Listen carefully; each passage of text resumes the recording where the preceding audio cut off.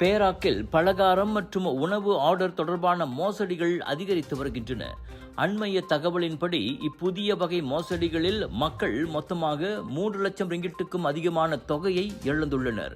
இதுவரை குறைந்தது 7 புகார்கள் பதிவு செய்யப்பட்டுள்ளதாக மாநில போலீஸ் கூறியது.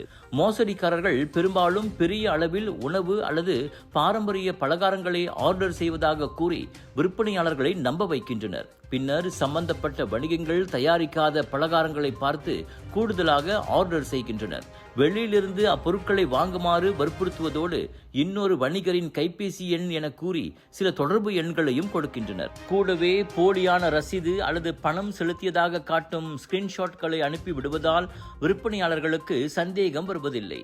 கொடுக்கப்பட்ட கைபேசி எண்களை தொடர்பு கொண்டு பேசும்போது பலகாரங்களை தருவிக்க அந்த பக்கத்தில் ஒப்புக்கொள்ளும் நபர்கள் முன்பணம் கேட்கின்றனர்.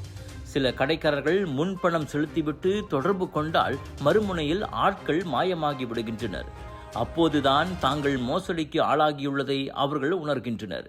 எனவே பொதுமக்கள், குறிப்பாக சிறு தொழில் முனைவோர் முன்பணம் எதனையும் உறுதி செய்யாமல் பெரிய ஆர்டர்களை ஏற்க வேண்டாம் என்றும், சந்தேகமான பரிவர்த்தனைகளை உடனடியாக போலீசில் புகாரளிக்க வேண்டும் என்றும் அறிவுறுத்தப்பட்டுள்ளது.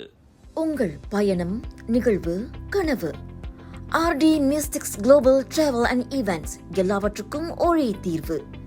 உல்லாசம் மற்றும் வணிகம் சார்ந்த டூர் பேக்கேஜ் முதல் கார்ப்பரேட் ஈவென்ட்ஸ் வரை உங்கள் தேவையை சொல்லுங்க, அனைத்தையும் நிஜமாக்குகிறது RD மிஸ்டிக்ஸ். இன்றே தொடர்பு கொள்ளுங்கள். உங்களின் அடுத்த பயணம் எங்களுடன் தொடங்கட்டும்.